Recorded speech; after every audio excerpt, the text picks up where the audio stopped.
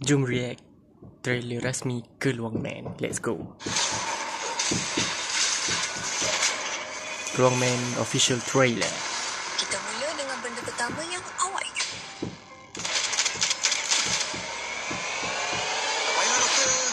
Buat apa doktor nak dengar cerita orang gila Oh, kan? Burhan. Awak tak gila. Awak sakit.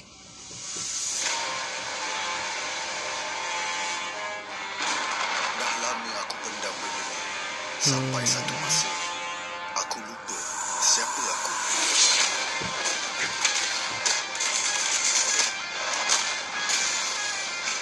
Tapi, aku takkan lupa apa yang dia dah buat. Balik topeng.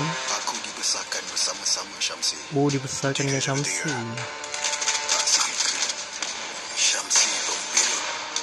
Oh, Dah banyak kerosakan dia buat selama ni. Kerja Keluang Man dapat Syamsi.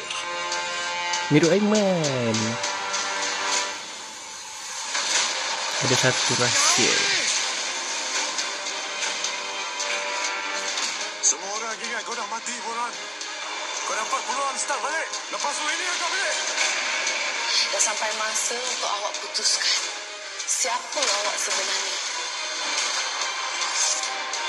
Silai. Aku Burhan. Let's go. Aku Keluang Man. Ada vibe macam cicak man siap. Kalau kita tangkap Keluang Man, orang awam akan keji kita. Dia bagai seorang pahlawan. Yang jadi pembela pada yang tiada Lirik lagu. Itu bukan cerita Batman ke? Sempat buat lawak. Mirip Aiman. Kat wayang 29 Mei. Let's go lah.